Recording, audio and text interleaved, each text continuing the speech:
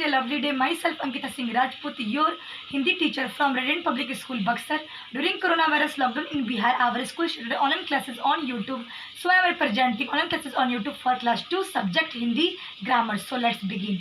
Students, ये आपका हिंदी व्याकरण का बुक है कक्षा 2 के लिए, व्याकरण मुस्कान कक्षा 2। तो चलिए हम इसे शुरू करते हैं। प्रीवियस वीडियो में मैंने आपको पाठ 2 पढ़ाया था, वर्ण विचार। पेज नंबर मैंने आपको यहाँ पे नीचे 9 पेज नंबर मैंने आपको पढ़ा दिया था।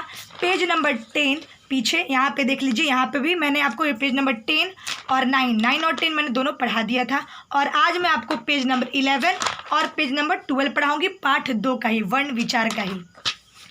संयुक्त व्यंजन निम्नलिखित संयुक्त व्यंजन है, यानी कि छ, त्र, ज्ञ और स्र, ये जितने भी हैं छ, त्र, ज्ञ और स्र, ये क्या है? निम्नलिखित संयुक्त व्यंजन है। संयुक्त व्यंजन निम्नलिखित वर्णों के मेल से बनते हैं। संयुक्त व्यंजन कैसे बनते हैं? तो वर्णों के मेल से बनते हैं, जो कि नीचे दिया गया है। जैसे कि छ, क में हलंत प्लस मूर्धनी स जब मिला है तो बना है छ। और आइए उदाहरण भी इसका है, जैसे क्षमा और कक्षा। त्र, त में नीचे हलंत प्लस र, त्र बना, जैसे पत्र और चित्र। ज्ञ, ज में हलंत प्लस इय, ज्ञ बना, जैसे यज्ञ और ज्ञान।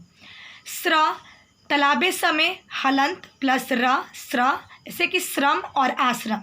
तो ये निम्नलिखित क्या है? वर्णों के मेल से बने हैं संयुक्त व्यंजन। ठीक है, छ, त्र, ज्ञ और स्र हमेशा याद रखिए कि क्या है? संयुक्त व्यंजन है। इन्हें भी पढ़िए। अन तथा अ को अयोगवाह कहा जाता है। अन तथा अ को क्या बोलते हैं स्टूडेंट्स? अयोगवाह कहा जाता है। इन्हें भी पढ़िए, जैसे कि हंस, अंडा, पंख, बंदर। समझिए, कंघा, बंदर, अंग, पंख। इन शब्दों में क के ऊपर बिंदु, ब के ऊपर बिंदु, अ के ऊपर बिंदु तथा प के ऊपर बिंदु लगे हैं, यानी कि कन, बन, अन, पन। इस सब में क में, ब में, अ में और प में बिंदु लगे हैं। बिंदु को अनुस्वार कहते हैं। बिंदु को क्या कहते हैं? अनुस्वार कहते हैं। अनुस्वार अपने से पूर्ण वर्ण के ऊपर बिंदु के रूप में लगता है। अनुस्वार क्या होता है कि अपने से पहले वाले वर्ण के ऊपर, यानी कि अपने से पूर्व वर्ण के ऊपर बिंदु के रूप में लगता है। यह बिंदु हिंदी वर्णमाला के 5 वर्ग के स्थान पर भी प्रयुक्त होती है। और ये जो बिंदु होती है वो हिंदी वर्णमाला के 5 वर्गों के स्थान पर प्रयुक्त होती है, जैसे कंघा, बंदर, पंजा, चंपा, ठंडा, गंधा। कंघा में आइए, क प्लस अंग में हलंत प्लस घा। बंदर में ब प्लस आधा न प्लस द प्लस र। पंजा में प प्लस आधा य प्लस ज में एक पाई जा। चंपा में च प्लस आधा म प्लस प में एक पाई चंपा। ठंडा में ठ प्लस अड़ में आधा अड़ है प्लस ड में एक पाई ठंडा। गंदा में ग प्लस आधा न प्लस द में एक पाई दा, गंदा। ठीक है, इन्हें भी पढ़िए। 5, सांप, आँख और टांग, और इसमें चंद्र बिंदु लगा है। पीछे देखिए, अब पेज नंबर 12। समझिए, जिन वर्णों पर चंद्र बिंदु लगा रहता है, यानी कि ये जो वर्ण दिए गए हैं, ये 5, सांप, आँख, टांग, ऐसे में आपको देख रहे चंद्र बिंदु सब में लगा हुआ है। तो बोल रहा है कि जिन वर्णों पर चंद्र बिंदु लगा रहता है, उनके उच्चारण में जब हम उनका उच्चारण करते हैं तो हवा जो होती है नाक और मुंह दोनों से बाहर निकलती है।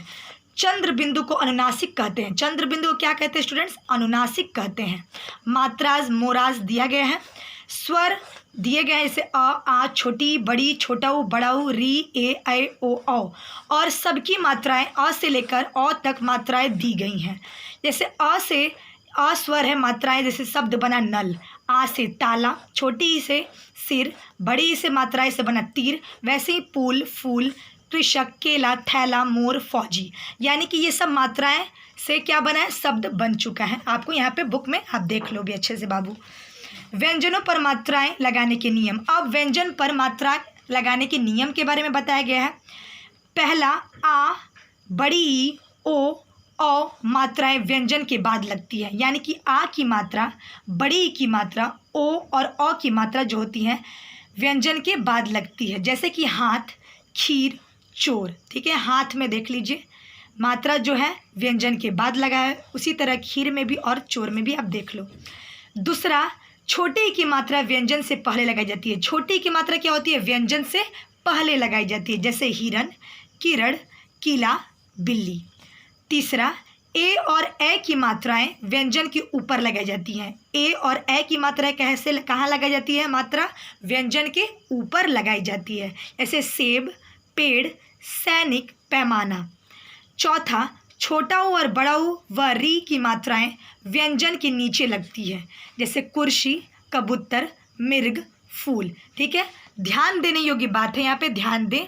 र में छोटा ऊ और बड़ा ऊ की मात्राओं का प्रयोग, र में छोटा ऊ और बड़ा ऊ की मात्रा का प्रयोग बताया गया है।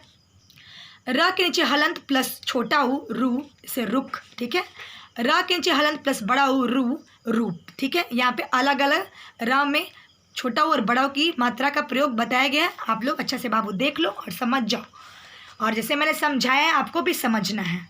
अब आइए प्रश्नों के उत्तर मैं आपको करवा रही हूँ।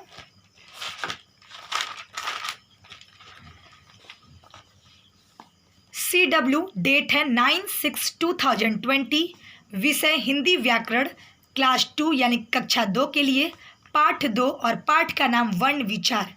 क प्रश्न का, वर्ण किसे कहते हैं? ठीक है, वर्ण किसे कहते हैं? उत्तर, जिस मूल ध्वनि के टुकड़े न किए जा सके उसे वर्ण कहते हैं। जिस मूल ध्वनि के टुकड़े न किए जा सके उसे वर्ण कहते हैं। ख वर्णमाला किसे कहते हैं? उत्तर, स्वर और व्यंजन को मिलाकर बने वर्णों को वर्णमाला कहा जाता है। स्वर और व्यंजन को मिलाकर बने वर्णों को वर्णमाला कहा जाता है। ग स्वर्ण किसे कहते हैं? उत्तर, जिन वर्णों को बोलते समय किसी अन्य वर्ण की सहायता ना लेनी पड़े उन्हें स्वर कहते हैं। जिन वर्णों को बोलते समय किसी अन्य वर्ण की सहायता ना लेनी पड़े उन्हें स्वर कहते हैं। घ व्यंजन किसे कहते हैं? उत्तर, जो वर्ण स्वर ध्वनि की सहायता से बोले जाते हैं उन्हें व्यंजन कहते हैं। जो वर्ण स्वर ध्वनि की सहायता से बोले जाते हैं उन्हें व्यंजन कहते हैं। अंग संयुक्त व्यंजन किसे कहते हैं? उत्तर, जो व्यंजन दो या दो से अधिक व्यंजनों के मिलने से बनते हैं उन्हें संयुक्त व्यंजन कहते हैं। जो व्यंजन दो या दो से अधिक व्यंजनों के मिलने से बनते हैं उन्हें संयुक्त व्यंजन कहते हैं। च अयोगवाह कौन कौन से वर्ण हैं? उत्तर, अंग तथा अ अयोगवाह वर्ण है। अन तथा अ अयोगवाह वर्ण है। छ व्यंजनों पर मात्राएं कितने प्रकार से लगाई जाती हैं? उदाहरण देकर समझाइए। उत्तर, व्यंजनों पर मात्राएं 4 प्रकार से लगाई जाती हैं, जैसे कि आपको अभी बुक में भी मैंने अभी पढ़ाया। उदाहरण, पहला, हाथ, खीर, चोर में मात्राएं व्यंजन के बाद लगती है। ठीक है। दूसरा, हिरन, किरण में मात्रा व्यंजन से पहले लगाई जाती है। तीसरा, सेब, सैनिक में मात्राएं व्यंजन के ऊपर लगाई जाती है। चौथा, कुर्सी, कबूतर में मात्राएं व्यंजन के नीचे लगती हैं या लगाई जाती हैं। सो स्टूडेंट्स, इसे आप ध्यान से देखकर और अच्छा से लिखिएगा फेयर कॉपी में। आपको अगर नहीं समझ में आएगा तो मैं व्हाट्सएप पर भी सेंड कर दूंगी। So thank you my students watching my Hindi grammar videos and also have a nice day.